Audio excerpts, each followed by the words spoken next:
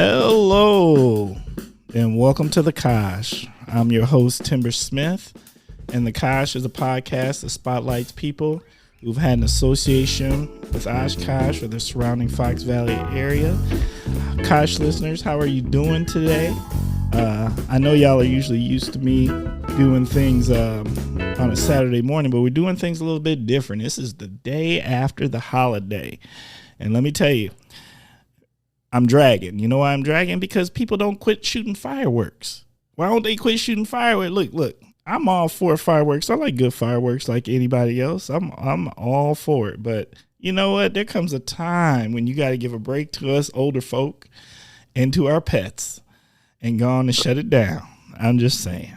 All right. Let me just go ahead. I'm not going to waste a lot of time because I got a pretty important guest today, and I want to value their time. So let me just jump in with the intro you already know. This week's guest is Henry Sanders. Henry, how are you doing? What's going on, Black man? I'm good, man. How are you? I'm doing fantastic. Super good today. It's nice. Hey, what do they always say? A bad day off work is better than a good day at work. So I'm off work today. And it's a good day. I'll take it. All right. So Henry, I just recognize your last name is Smith. My mom's name maiden name is Smith. So I got my mom's side. I got all Smiths in that family, but that side of the family. If we have to dig, when we go offline, I'm gonna have to dig and see where your people from. Yeah, mostly Alabama area. A lot of people from Alabama area. That's where a lot of the Smiths are from. Okay, yeah. I got a Louisiana bloodline there. Okay, well, you never know it, but you never know with us. That is facts. That is such facts. Never know. All right, Henry. Can you please share a little something about yourself and what is your connection to the Fox Cities or the Kosh? Yeah, well, my connection is interesting because one, I was born in Gary, Indiana. I was only there for a week. My dad went to law school in Madison, so I'm really in the Madison area. But my wife is from Pickett. So my wife is from Oshkosh area. And so my family's from her side of the family's there. So I'm always there. Plus we have an organization called Fox Valley 365. So I'm the CEO of an organization called 365 Media, which is a media outlet of color that's focused on people of color and being a media outlet for people of color. So we reach about 1.8 million people a month. And one of our satellites is Fox Valley 365.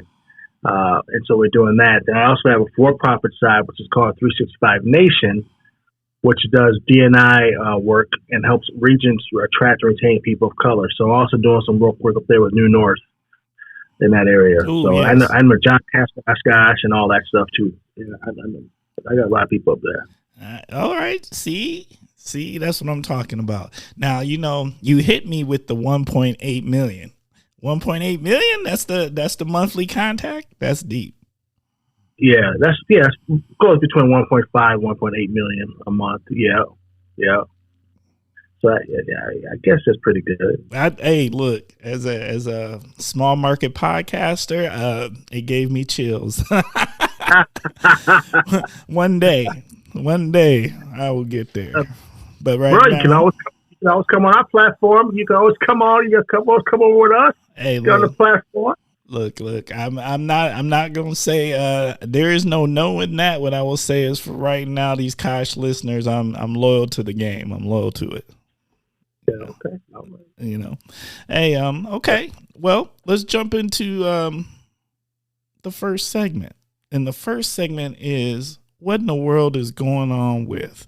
That is where you start with the phrase, what in the world is going on? And you tell us something that's on your mind. So. That's interesting. What in the world is going on? Mm-hmm. That's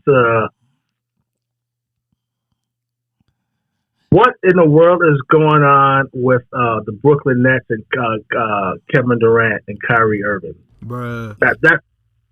That's okay. That's what I'm thinking about right now. Like, what is going on with Kevin Durant and Kyrie Irving? Facts. What in the world is with them.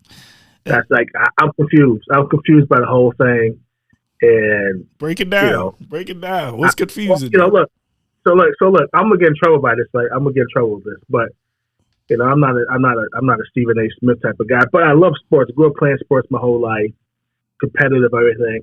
So if Kyrie and Kevin Durant, if Kevin Durant's the greatest, like some people say, the best basketball player in the world, you go to the Brooklyn Nets. You're there with you and Kyrie Irving are there. You have Harden there.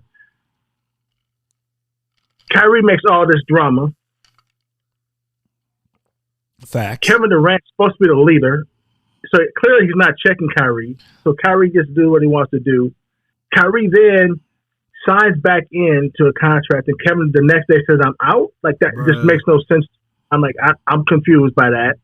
And then, like, Kevin, like, his legacy, I'm trying to figure out what he's trying to do with his legacy, man. Like, because Kevin Durant is one of the most talented players I've seen, offensively at least. But the facts are still the facts. He didn't win no rings without Stephen Curry.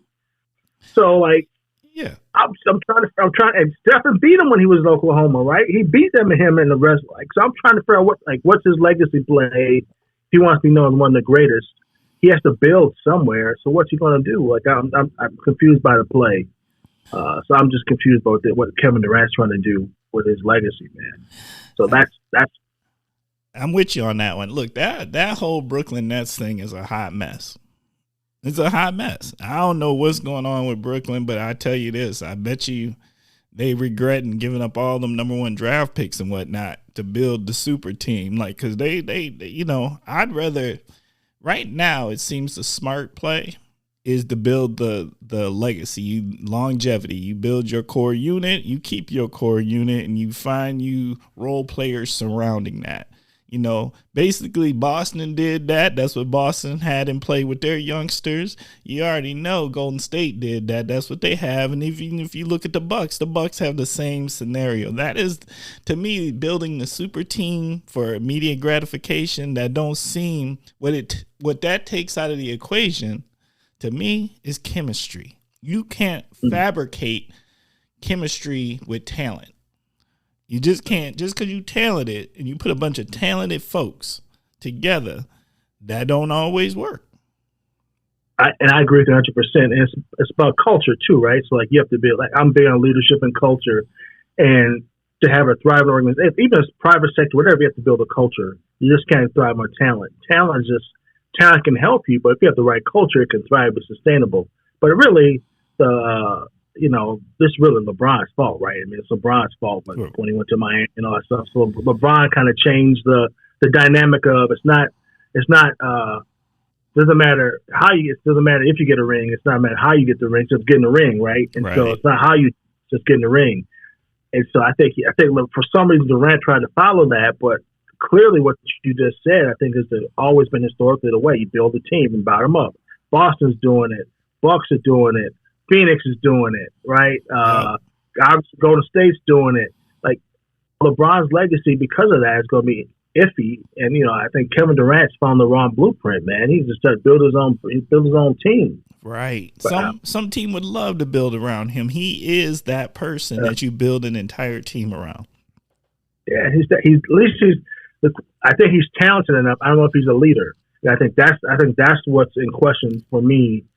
Is if he's a leader. When he was in Golden State, he might have been the most talented person on the team, but clearly was not his culture. Right? Clearly, he didn't define the culture of the organization. Clearly, that's Stephen Curry and Kerr, right? Yep. So I don't know if that's in him to build. Just because you're talented, I mean, you can build a leader. Yeah, not everyone's a leader. Everyone's a leader. That's facts. That is facts. All right, I like that one. That's true, and that's relevant right now as a Bucks fan, 100%. Let Durant go on and do what you got to do. Just stay out of Giannis' way. We ain't trying to hear that over here. It don't matter if Kevin was there or not. If Middleton was there and Giannis will give it to them any way it goes. So I don't care if he stayed there or not. You right. You right. Giannis will give it to him any way it goes. Facts. All right. What in the world is going on with Old School Weekend on the radio. I took a little drive to go see my auntie and them for the 4th, and it wasn't on the 4th, it was the day before. And went and was listening, and if you listen to certain stations, they have old school weekend and they playing all these old school things. Well, you know what old school weekend makes you realize? That you old. Oh, you old. And so, and I'm going to tell you the one that got me. Biz Markie, Just a Friend. Hey. We was listening to this on the drive, right? And my wife was like, I don't understand this song and why it's popular and all this. And I said, babe, this is a greatest hits. And so I was like, you got to think about the longevity. So, we did what most people do when you don't know. We Googled it. And Just a Friend came out in 1989. Wow. So that's my freshman in high school, man. So freshman in high school, that's crazy. Wait, so I'm saying, and to this day, if someone says that, they can sing that song. They sing in the chorus at least. Say just a friend. Yeah. And I said, the greatness that is not recognized in creating something that has such longevity. Where you can play that at any. I don't care whose wedding it is. I don't care whose party it is. I don't care what culture you are. They know Biz Markie, and they gonna sing it. I was at another gathering yesterday, and what I'm gonna say is I got some I got some family from Kentucky. And my man, and I was telling him, we were having a conversation about it, and my man started busting bars from the Biz. Now, that ain't how he grew up now. Right. But the fact that even he knew it, that's greatness to me. And so old school weekend to me, sometimes you got to reflect and realize that's greatness. Well, it's just what you're saying, too, is because the older I get, the more I'm big on legacy and sustainability and longevity, right? So I'm on that. But I got to ask you. So your wife didn't know who Biz Markie was? Like, I'm confused. Like, how did she not know? She knew who Biz was, but she didn't. What her point is that she doesn't like the song. She don't know why it made it, why it's still being played. And I was like, babe, it's the sing along song. Like, some songs they're just great because they're easy to sing along and people know it, and you can't. Look, I don't know about you, but the last time I was out and about, this is one of those songs, they can put this on karaoke. They can put this out and people going to sing along 8 to 80 because people know this song. And I think that's impressive from a man from Brooklyn named Biz Markie. And his personality, how he beatbox, all that stuff. But now you're talking old school. That's so funny. 89. I remember like it was yesterday. That shows how old I am. We are actually down here in Madison on July 16th. We're bringing Gladys Knight here. What? Drew Hill. What? Wait, Drew Hill? Yes. After 7. Yeah. Talking about old school. July 16th. That's Overture down here, man. So it's the Boys and Girls Club down here starting. We're a media partner with it, and it's Gladys Knight after 7th, and there's a white party for Drew Hill. Oh. Yeah. Okay. So if you're about that life, that old school R&B, this is the place to be. If you're about that life, I'm about that life. Let me just explain. I am about that life. I am so about that life, and that sounds like a good time. I'm gonna need the details on that. I'm gonna need the deets. Yeah. Come on down, man. It's Boys and Girls Club throwing it for the kids. And proceeds with the kids and stuff, and we're the media partner, man. Definitely support the Boys and Girls Club. They do amazing work. Yeah, but it's old school R&B, and I know some of the people don't even know who Drew Hill is or After 7. They might not have heard of Gladys Knight, but a lot of people don't even know who Drew Hill is. But I think they know who Gladys Knight came to Oshkosh not that long ago. Did a concert here in Oshkosh. She still was doing it. Her in the Pips. But I will say. The Drew Hill, I think more people know Cisco because Cisco is the one with the one hit. He got the one hit. He got that song. Right. Yeah. And I got daughters, so I ain't gonna say it. But yeah. I got it. All right. Yeah. We're gonna roll into the next segment, and the next segment is word association. This is where I'm gonna say a word, and you tell me what's on your mind. So, First word, food. Soul. So break that down. Break that down. Soul food.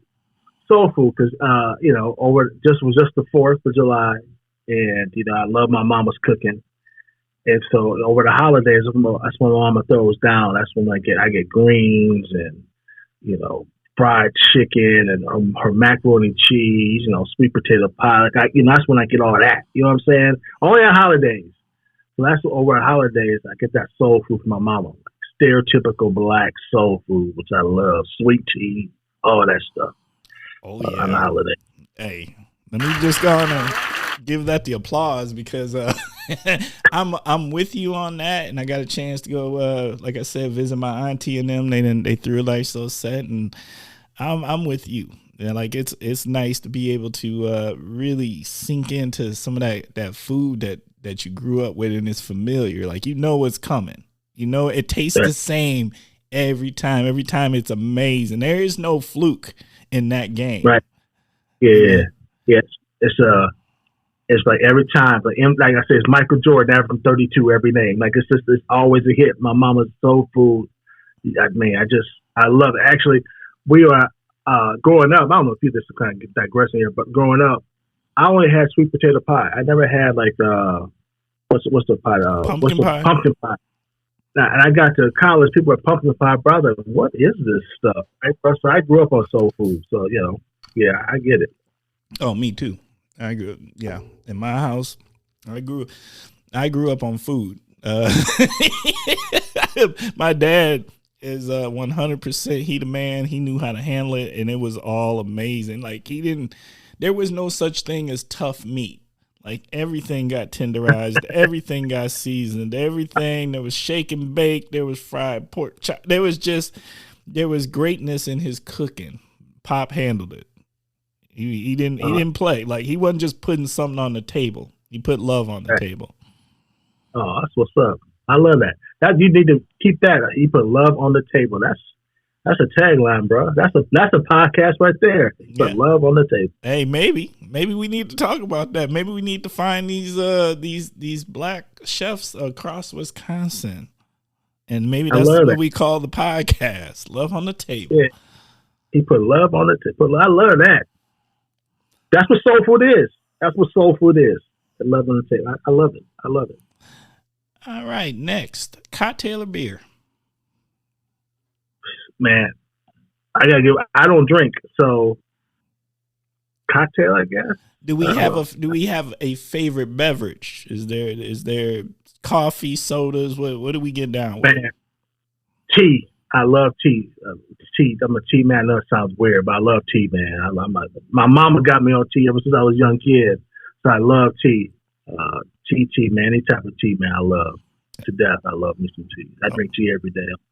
Oh, I'm a tea. I've turned into a tea person because I got to the point in life where they talk about that caffeine. I was drinking coffee, and I didn't believe people when they was like, there's a certain point where I got to either drink it half and half, or I had to back up off that coffee. And I started getting the jitters, the hard jitters, and I was like, all right, let me move to tea.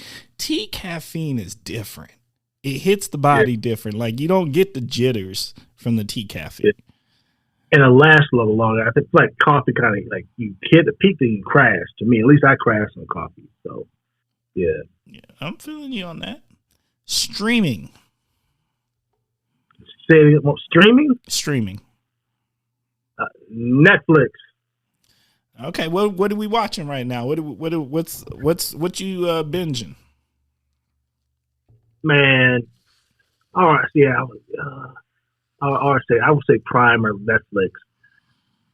If I'm on Netflix, I'm watching like The Last Kingdom. Have you watched that show yet? Last Kingdom. No, what's that about?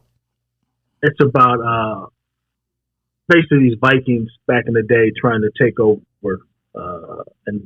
land and be kings of their old land. So I watched that, and then I just watched something else like, oh man, I forget what it was about. But then if I'm on Amazon Prime, man, I'm old school. I'm watching Martin all day, every day. Man, I love Martin. So So I'm a Martin. So Martin for me, if I get my Martin in, man, I'm good. So Martin makes me laugh, man. So anything can make me laugh and not think about anything and make me like Martin, man. The show makes me laugh. I know every show, but if I watch it and it's like I watched it for the first time, man. It's so funny. So I love Martin of the Prime. So I watch Martin. I think. We might have a technical difficulty, y'all, Kosh listeners. We definitely we got a froze. We gonna hold on right here. Hi, I'm Dawn Golke, the Executive Director of CASA of the Fox Cities. Science proves that one consistent adult can change the story of a child. Could you be that one? Become a court-appointed special advocate. Build a relationship with a child. Help identify their needs, and give them a voice in a process that can otherwise feel lonely. Contact us today. Children who have experienced abuse and neglect can't wait. Learn more about CASA of the Fox Cities at casafc.org or call Leah at 920-257-4733. Okay. We are back. Technical difficulty conquered. Okay, Martin. Yeah, Martin. So Martin, and I watched Martin. Man, I love Martin. Like, especially when COVID hit, I was always watching Martin. Man, I try to watch every lunch. I try to hit a Martin just to make me laugh and get me to forget about other stuff, man. So I love Martin. Like going back talking about our old stuff, old R&B, old sitcoms like that, man. Martin, My Wife and Kids. Bernie Mac show, all those things, man, I love laughing. Oh yeah. You know what? I've found myself really drawn to comedians lately. And so a lot of the podcasts I'm listening to right now are by comedians. And you know what? I never thought about, and this was one of the conversations on one of the episodes with Kevin Hart, was the genius of Martin. You know, I don't know if you remember this, but I remember if you didn't watch Martin, you couldn't come to school the next day. Because you had to know what happened on that episode because everybody was going to be talking about what happened on Martin. And Martin was a genius. Like, we don't give him his flowers like we should. Like, the things that he has accomplished, if you really dig into it, is deep. And what he did for the culture, right? Like, he actually put the black culture on screen in an updated version. All it really is George Jefferson. All he was Wheezy and George Jefferson. That's really was the updated version of that to me. And so he just updated it and put the current culture up on screen. I mean, he had Notorious B.I.G. on there, Snoop Dogg. I mean, like, he made it culturally relevant, man. And it was brilliant. It still lives today. If you look at it right now, the content's still relevant and make you laugh. It's that funny, to me at least. I think there was a statistic they had that they said on one of the episodes, I believe, and I'm hoping I'm not quoting this wrong, but that Martin was the first $20 million black actor for a movie where he got paid out $20 million for a role. I believe that, because what's the movie with him and Will Smith? Bad Boys. Bad Boys. You got to remember when it first started, it wasn't Will Smith. It was Martin got Will on the show, the movie. It wasn't all the way around. So Martin was hot at the time. He brought Will in. Right. It wasn't all the way around, right? So that makes total sense that he'd be one of the first to get that type of money. Yeah, that's big. Like, because he basically broke the doors open for everybody else for that pay level, and that's even on Def Jam. Remember, like Def Jam, he used to do all the stuff for Def Jam too. So he was like, straight up to me. I love Martin. Oh yeah, I love the show. Hilarious. Shop local. Stop local. Shop local. Man, you get good questions, bro. Stop local. Yeah, shopping local. Oh, shopping local. Yes. Shopping. That's a good question. Shopping local, I would say if you're shopping, first thing comes to mind is black women. Okay, that's the first. Please explain. I just explain. Because as you know this, that Black women are the fastest growing entrepreneurs in the country. They start more businesses than anyone else. Black women have become more educated than anyone else. And so they are starting to become entrepreneurs, and a lot of their products are local. And they're starting businesses, and they need local support from people in their local community to help them thrive. And so you have all these women, Black women, who are starting these businesses, but they need support. And I always believe the first thing you do is local support. So that's the first thing that came to mind is shopping local, find a Black woman business, because they're doing it. They starting these businesses, straight facts, numbers, statistics, data. It's not my opinion. Just look at the numbers. Black women are starting business more than anyone else right now. And they need the support. So that's the first thing that came to mind. I love that. And you know what? That makes so much sense to me. Sometimes you don't even know what you're looking at, and you're looking right at it happening, right? And I can think about multiple Black businesses in the region, and they are started by Black women at this time. Yeah. That's and we tend sometimes we tend to look past our own what's in our backyard sometimes instead of taking it for granted, Like your podcast, right? Like, so perfect example, your podcast. You're up there in Oshkosh doing a podcast called Kosh, representing the area it's like a very inclusive model. You're trying to get people need to represent, they need to recognize that is unique. Don't sleep on it, that you get people to come on that show to do the podcast and do a lot of content, and you represent the Kosh. I mean, like they need that just as much as anyone else. They need to let people know what Oshkosh is all about, what the area is all about. It's not just farmers and pickup trucks. It's more than that. That's part of it, but it's more than that, right? And so people need to be supportive of this podcast, man, just because of that. You need people to represent the area in all its unique ways.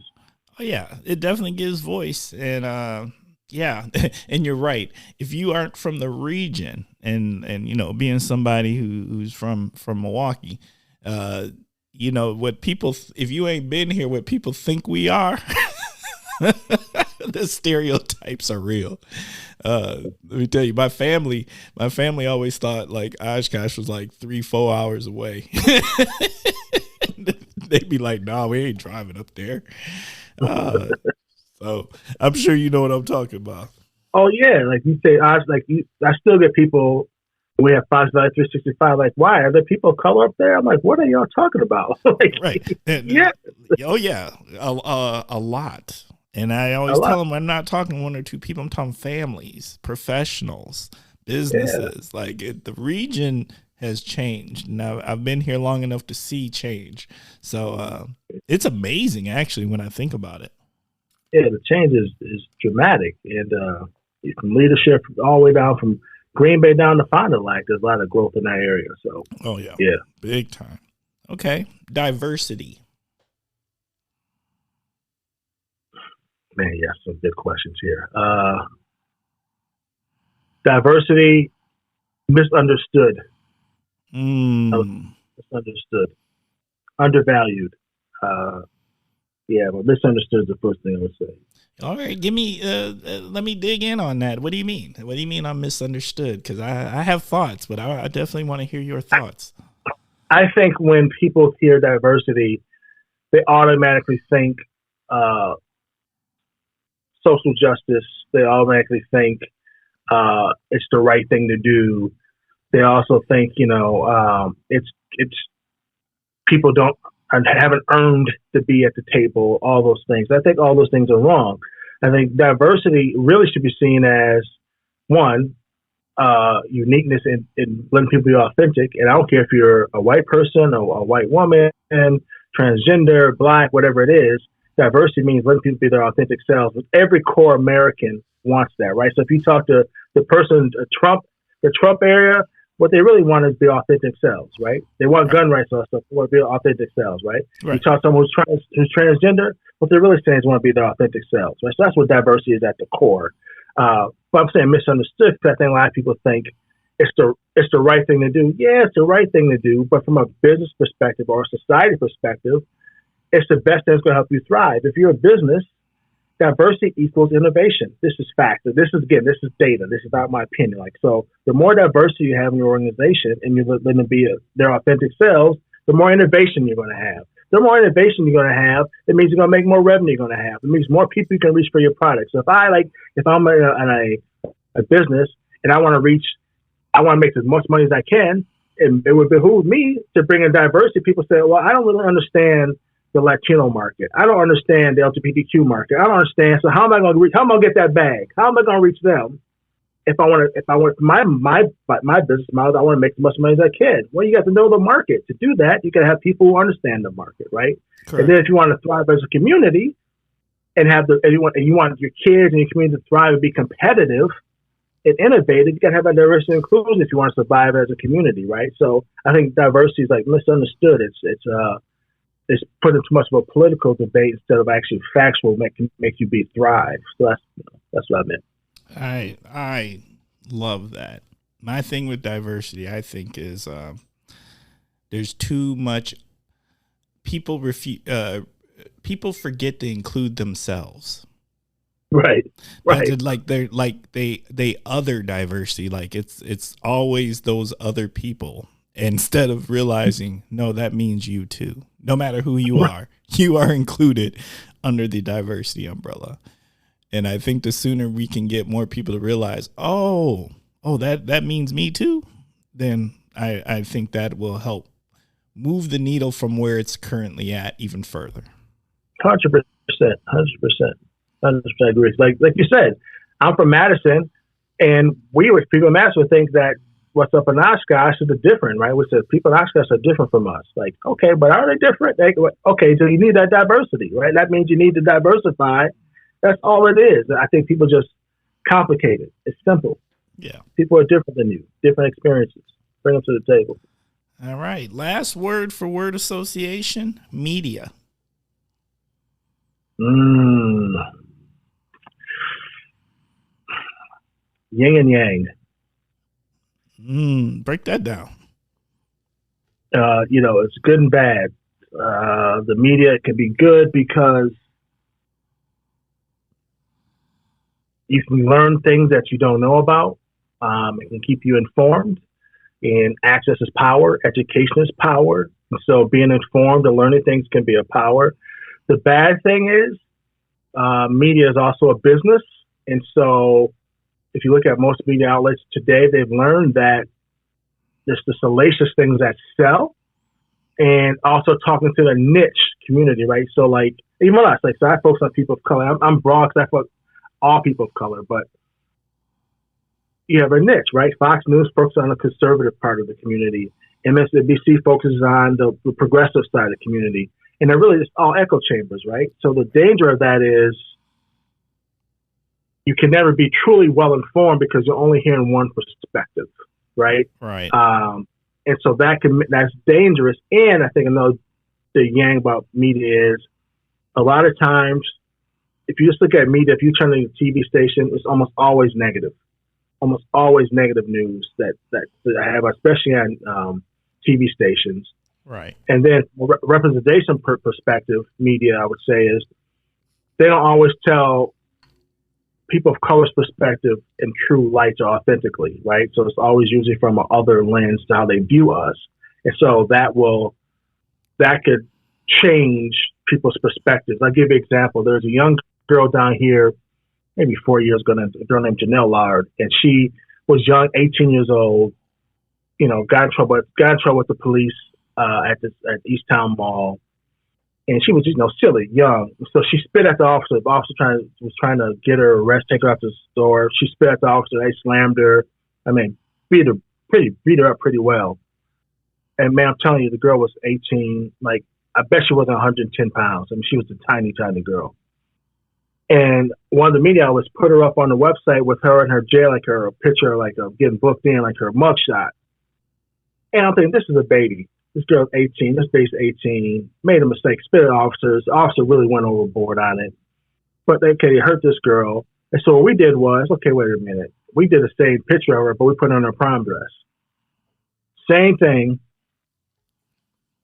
Oh, yeah. You say, look, like she did something wrong, but she's still a baby. Like, let's not change.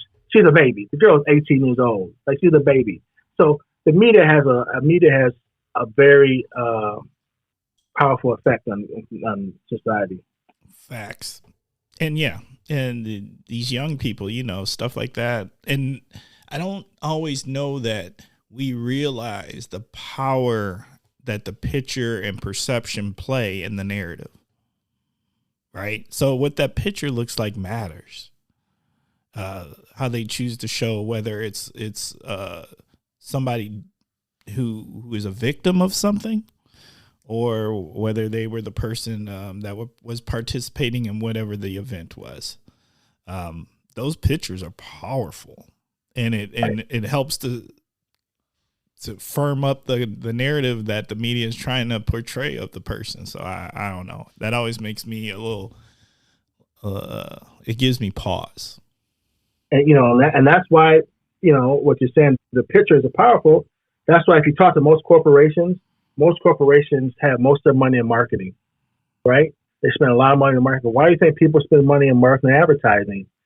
Because they know it works. Like pictures, they move people. Because they know it works. So, I mean, you're right. All right. Next segment is hidden gems. And this is your opportunity to tell. And we're going to broaden the scope. Normally, we're focused in the region of the Fox Valley, Fox Cities region, but you could still hit that. But a hidden gem is something that somebody might not know about that's exists, whether it's an event, a place, something to share with the Kosh listeners. So, hidden gem. Hidden gem. And it can be anything. It can be anything. Hidden gem. Oh, okay. If it's up in that area, Cozy Corners. I think that's the restaurant up there in Appleton. Yes. To me, that's a hidden gem up in that area. I've never forget. I was up there in Appleton, and they told me I had a soul food restaurant. I was like, "What? In Appleton? Like, come on!" And then I went to the restaurant. And I was like, "Oh, this is real. Like, this is real soul food too. Like, this is okay." So I would say in that area. Cozy's Corners would be my hidden gem. That would be my hidden gem. I'm gonna have to shout that out with you. Big shout out to the Cozy. I go there almost every Friday for lunch. That's my spot. And you know what it is? Because they be playing that blues music. So I get my little catfish 2-piece and a little Kool-Aid to sip. And then they had this blues music, and that is the best lunch of the week because it is just me in a space that feels made for me.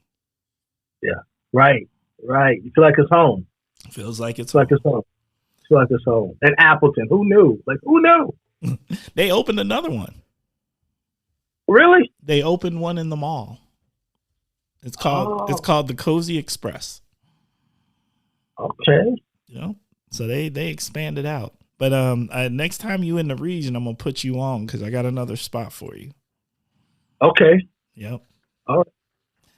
Yeah, I love it. Okay. What does the region need?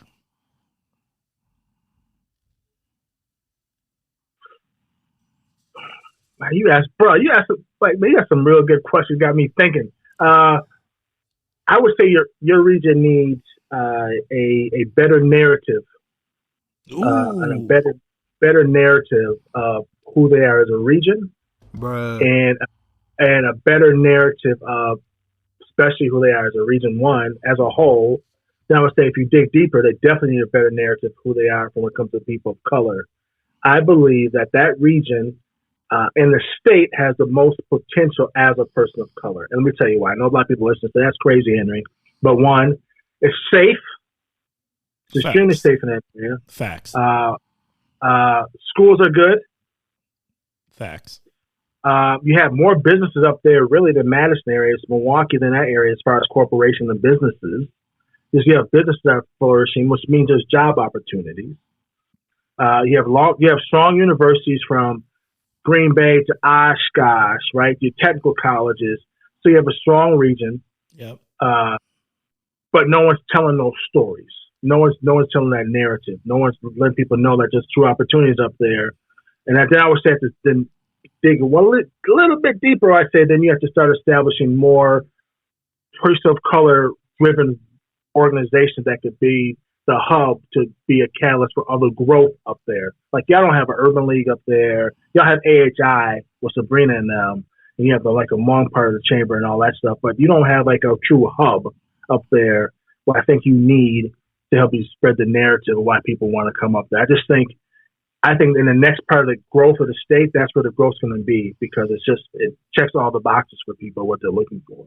Oh, absolutely. It's as I like to tell people, it's super resource rich for those, if you need resources and those who are in their growth, in their space of growth, or if you are struggling. We are a resource rich area. The cost of living for the quality of life you get here, I think it's tough to beat. And then like you said, good schools, and things to do, right? Things for your family to do. There's quite a bit. So I agree with you. I actually think, I do think there could be a better job done on the narrative, but I also agree. Here's what I'll say. As someone who's been around for a long time, the secret is out because people move in here. The growth has happened. If you go back and look at the census in the last decade, it doesn't happen. The growth is happening, and you ain't gonna put that jack back in the box now. It will continue to move forward. Yeah, and I think the challenge for you in that area is making sure that you grow in the right way, but you keep the growth in a way that's healthy for the community and helps people thrive. Like they want to be part of the community, invest and stay, and do it the right way. I think that's going to be very core for you because, I love Milwaukee, but you don't want to be Milwaukee. No. Right. Milwaukee's Milwaukee. So, yeah. Milwaukee. So, like you have to do it the right way and be very intentional about the growth. But yeah, it's clear that's going to be a growth there. It just makes sense. All right. The next segment is called the Naughty/Heroes Corner. And this is your opportunity to nominate someone, something, organization, whatever you want it to be, to the Naughty/Heroes Corner. So we either celebrating something or we gonna have to talk about something. I'm my faith is everything to me. So, I try to speak life to everything I do. So I'm going to say hero is Special Olympics. And let me tell you why. We went to Disneyland, me and my family, maybe a month ago, and they had the Special Olympics, USA Special Olympics games out there, man, and it was off the chain. And the Wisconsin team did really well, came out there, and I'm like, oh, we need to be giving more people, Special Olympics folks in Wisconsin more love, because like these folks are competing, working hard. I mean, someone plays sports, I know how hard it is to compete in general, but if you have any type of disability at all, and you're out there competing and running and stuff, man, I think that's amazing. So shout out to Special Olympics in Wisconsin. In general, Special Olympics, people at Special Olympics in Wisconsin. Shout out to them. Much love. Agreed. That is, they do great work. And I don't know, I love seeing the videos of what they do, the pictures. Like, that's just, it's 100% positive, right? It just doesn't seem to be a bad side to that. Yeah. Okay. Now it's that time, Kosh listeners. All right. You already know what I'm going to do. Look, my favorite part. Here we go.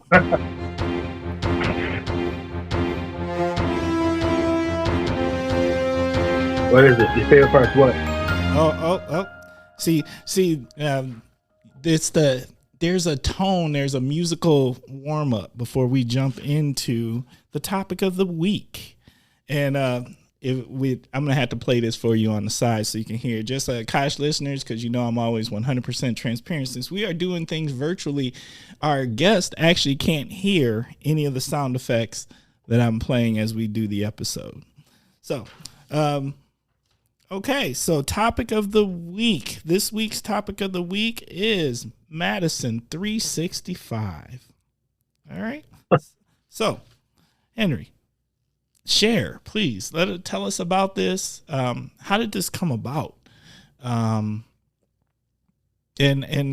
what has been the response to it? What is the trajectory like when you first rolled it out? What made you come up with the idea? Yeah, this is it's a wonderful question. So Madison365. So I used to work for President Obama, and I was a political appointee for him. I helped run a small business administration in the Midwest. And while I was there, part of my job was going around talking to CEOs about what were some of the biggest challenges. And I would go to all these CEOs in the Midwest, and let me tell you, the issues were, when I talked to them, the issues were like, what's your top issues, right? And the issue to be like, well, you think it's taxes or regulations? Nope, it wasn't that. It was always talent. We can't find talent. We can't get people in, right? Right. And then you start digging deeper, it's really saying we can't find people of color, right? Because the Midwest, and it was a Midwest issue. So you found it's a remigration. Early 60s, whatever, a lot of people of color moved up here from down south, worked in factories, etc. Now people are moving back from Midwest back down south. And so it was a Midwest issue. I'm like, okay, well, a lot of these CEOs really need to find people of color. They just don't know how to do it. They don't know how to connect to them. Correct. And then what happened was a young man in Madison was named Tony Robinson, got killed and shot by a police officer. Mm. And what made this unique, Timber, was that, a lot of times something happens in Madison, or when it's someone from Chicago, someone that's not one of our own. No, this kid grew up in Madison.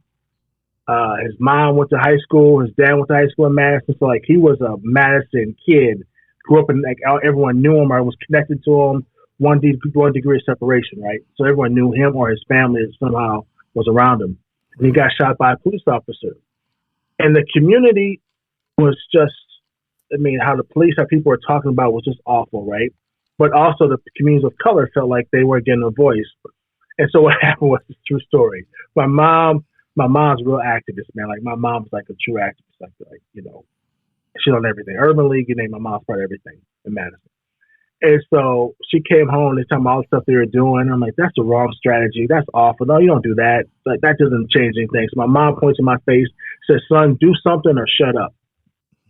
That sound like okay. That sound like a black mom. Oh, for real, right? And I'm giving you the edited version, right? Right? So but she pointed in my face, and, shut up, son, do something about it. So I said, okay, what I'm gonna do? I'm still working for Obama, right? So I'm okay. All right, so what can I do to help these CEOs so that they want to reach people of color, and people of color feel like they don't have a voice, and they need more access, they need their narrative, their story to be heard. I said, you know what? Why don't I start a media outlet? But Tim, I don't have a journalist background, none of that, right? I don't have none of that. I'm okay, let me do that. And that's, I'm gonna start as a nonprofit. So now when I found a couple of guys in the community who did journalism, I said, what do you guys think? Hey, yeah, great, we'll join you. So okay, we'll join it. Nonprofit organization, we'll start as a nonprofit. And I'm thinking to myself, I'm still about like this is gonna be a good thing to do for the community, right? It's not gonna be something that's gonna be a real thing. It's like something I can do to help the community. So I put this stuff together, do all this research. I'm big on research. Do all this research, data, how to best reach people of color, all this stuff. I said, okay, let's start this website called Madison365. And you know what? If it reaches 10,000 people a month, that's gravy, perfect. Because if you look at the most media outlets of color, they mostly reach about 10,000 people at the peak. You know what I mean? Mm. So I'm like, all right, great. I'm like, great. We'll do that. We'll be great. Man, the first we launched, the first day we did 10,000 people. We had to change servers and everything. It blew my mind. And so I was like, oh, there's a niche here. Like, okay, like there's something here. People really want this content. And ever since then, we just grew super fast. And what separates us, one, we're all online. We do a lot of content. We do about 30 some stories a week. So we take a lot of content out. And we're multicultural, multi-ethnic. So most media colors are focused on just the Black community, the Latino community, the Hmong community. We focus on all the communities. Right. And we do journalism, which, there's no disrespect to any other media outlet of color, but most of them do lifestyle. Most media outlet colors say, hey, Timber's got a new job, or Beyonce and Jay-Z are going to the gala, or, we actually do journalism. Like, hey, wait a minute. The school district just said the N-word. Someone at the school district said the N-word. How do you deal with that? Or someone got beat up in the jail. How do you address that? So we have to do journalism also. And because of that mixture, we just blew up. And so clearly we're number one from a numbers perspective, has to be in the Midwest. The next probably be Chicago Defender. They do about $500,000 a month. And so they'd probably be our closest competitor, just to focus on people of color. Wow. That's wild. And and you just happen to, well, you really didn't stumble upon the niche. You were motivated by your mom. Right. I want to know, you know what, one of the more, I found out about Madison365 prior to me in my current role, but the first time I saw it was when you do those lists, when Madison365 does those lists of the most influential in different demographic categories, and it gives pause. Like it makes people stop and say, oh. And what I think it does more than anything is it creates an awareness. I didn't know that someone of color was in that position or was in that region working or things like that. Like it kind of was like a huge bat signal out to everyone to say, oh, okay. Like, that's amazing. I did not know. It gave you a place to say, we are doing it. And for young people, a place to dream towards. What made you come up with that? It does my heart so well to hear you say everything you just said, because that was the whole thinking of why I decided to do that. Because it was like, in the beginning, someone who's traveled the state, knows the state so well, it always blew my mind. I'd be in Appleton, Oshkosh, or Green Bay. I'm like, wait a minute, you don't know Rashad, you don't know Sabrina, you know Sabrina, like y'all don't know each other, like in this area, y'all don't know each other. And if we go to Madison, wait a minute, you don't know the Boys and Girls Club person up in this area, like. So my first thing, like, wait a minute, y'all don't know each other, and how do I get everyone to know each other, just like as a network? And then my second thing was, wait a minute. Going to this narrative part, people need to know that there's people of color doing real big things in this state, like big things, and doing some real work and changing the state, like real work, not like real big work. So those are the first two things I did, and then the third part was me growing up in Madison, like I did. I remember the first time I went to Washington D.C. and it blew my mind to me. I was seeing black folks driving Mercedes and Benz and dressed up.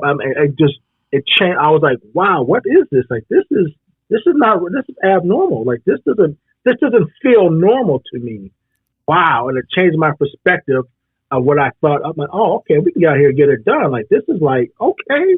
And so I wanted to build something that gave people all those experiences, right? And so I wanted to build a list.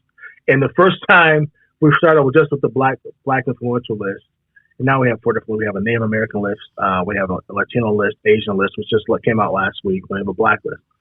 And we first did our black list. This is a true story. Everyone's like, I think we had like 40 people on our first black influential list. And people were like, yo, man, that's too many people. Like, you can't, if you do just 40, you're going to run out of people the next year. The true story. Everyone's like freaking out about that. Man, let me tell you what. Ever since then, we get over 100 some people every list recommended for our list every year. There's so many people we can't keep up. Right. And so I'm like, see, y'all were just sleeping. Y'all just didn't know. But people of color are doing real stuff in this state and being influential. And it's changed. Like, look at it now in Madison. Like, so in Madison, for example, we have a black police chief, a black sheriff, a black superintendent, school boards, all people of color, city councils ran with people of color, county boards led by a person of color. You name it. Keep going on and on for that. In Milwaukee, county exec's black,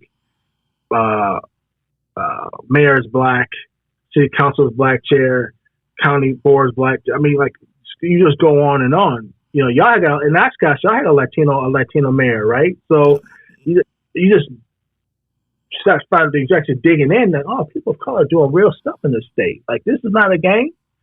And so that's why we did it, man. And it's one of our most popular things we do every year. Oh, hands down. Yeah. And as somebody who's been fortunate enough to be on that list, what I will say is there is no warning. I love the fact that the list comes out and it just comes out. And then And then everybody will contact you to let you know, oh, did you see this? Because that is exactly how it went to me. And I've talked to some others I know who have made the list in the past, and they were like, yep. And then I've got to say it is, there's something to that. It's motivational. And it's definitely, it's a way, such a professional way to give flowers. Yeah. And to highlight people, man, like, for me, if anyone knows, hopefully they know about me, my legacy to me is my leadership style, but being by highlighting other people, man, and serving and make sure other people get their flowers and get them while they're here. Not when they're passed away, not like while they're here doing the work. And if I can help do that, man, be great. And so, yeah, thank you for noticing that, man. That made my heart, that you caught all that while we're doing this. That makes my heart do well, man. And the side issue, we're in our Wisconsin Leadership Summit down here in Madison. In person, we bring all the most influential people together in person. And finally, again this year in Madison, October 10th to 11th. You should come down, man. But know what you should do? You should come down and do a podcast down there. You should do a podcast live down there, man. Hey, look, I'm mobile. Don't threaten me with a good time, because I will do it in a heartbeat, and we will make that the 365 edition of the Kosh. We will do it.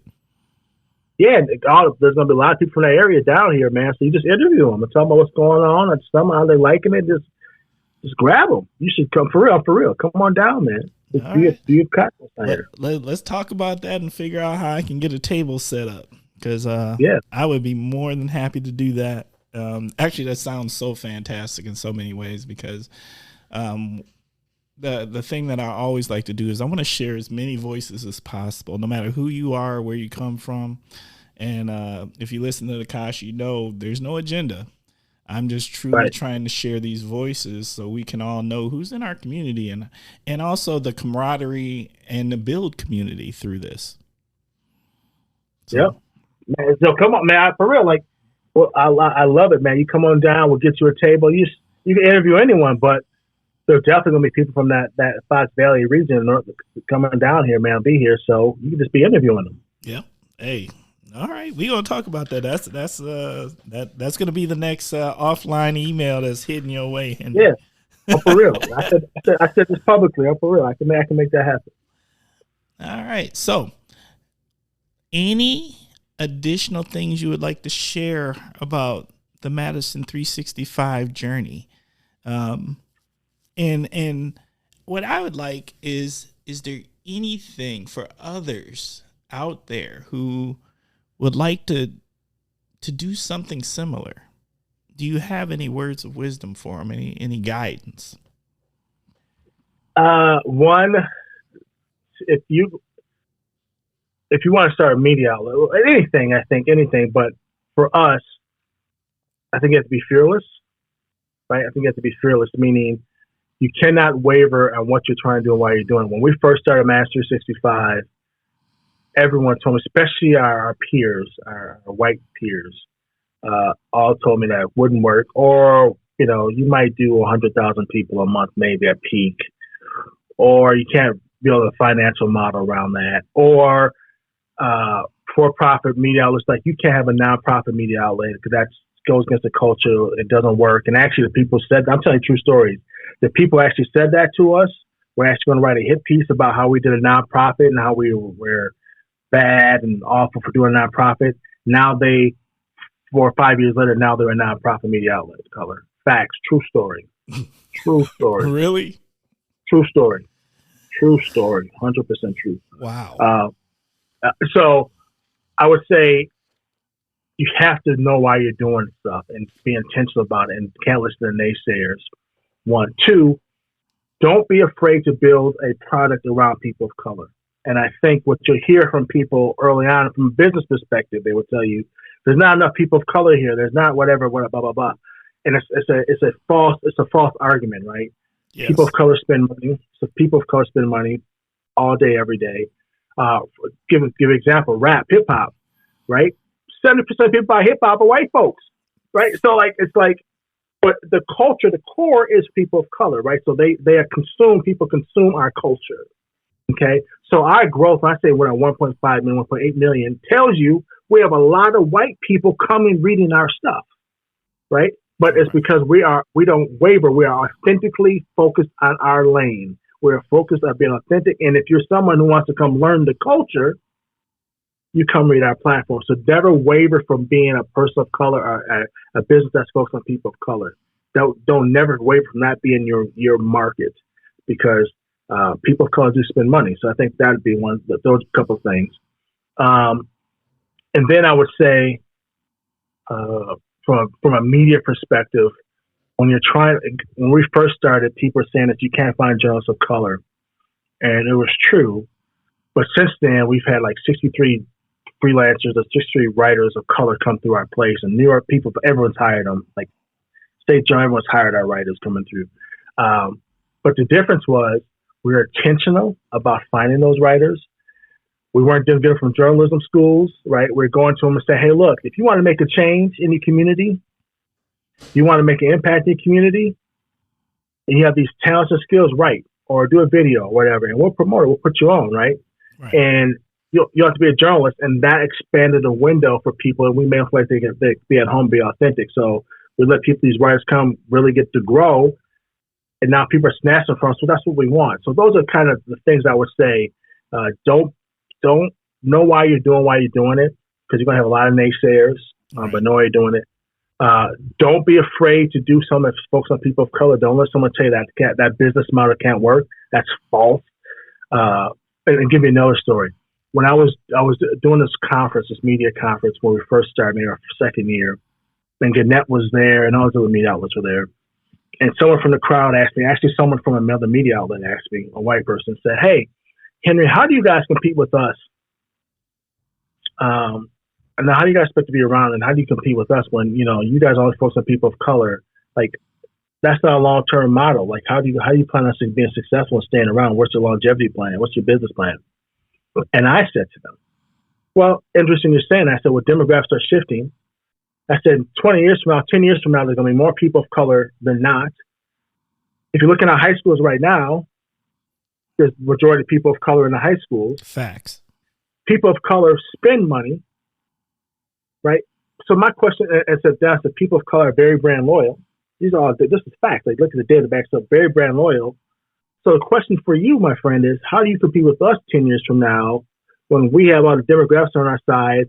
The money's going to be on our side because they're going to continue to grow, and the brand loyalty is on our side. They're going to look at us and then look at you and say, well, who are you? Madison365 has been here for the past 10 years, representing our audience, representing us, being authentic, and you're just trying to get into the game because now you see dollars around it. How do you compete with us? Man, the white dude turned red. The crowd was like, oh, like it was a shocking, like they couldn't believe I said it. But then everyone was like looking like, oh, that makes sense, right? So, again, know why you're doing it, and don't be afraid to be authentic to your audience, man. So I would say those things are some of the key things. I wish I was there. Can I just say that? Can I wish I was there? Because I wish I was there. Wow. That now, you know, while you were telling the narrative, it's exactly where in my mind I was going there with you. I was meeting you there because I was like, how are they going to compete? Right?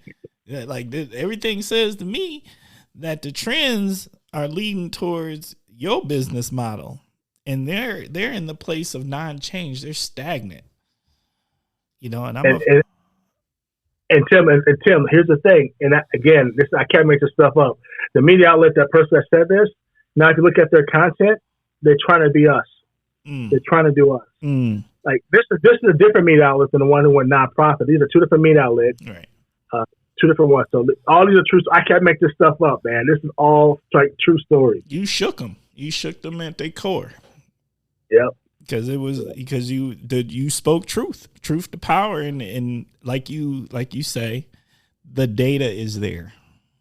The facts are the facts, man. Men lie, women lie, numbers don't, as Jay-Z says. So it is what it is. Facts. Okay. All right, I'm going to start winding us up a little bit here. And just so you know, what happens on the wind up is we actually have winding up music.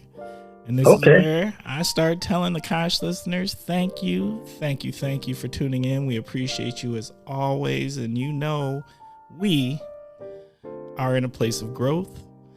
Do not hesitate to reach out to us. We are a work in progress. Let us know what we're doing good. Let us know what we can do better. Reach out to us at askthekosh@gmail.com. Once again, that is askthekosh@gmail.com. Also, you know that I'm trying to get Kosh listeners to call in and send us whatever you want. Send us your shout outs. Send us your Ask the Kosh questions, because we want to cover that. We want to share it. We want to make this an engaging show.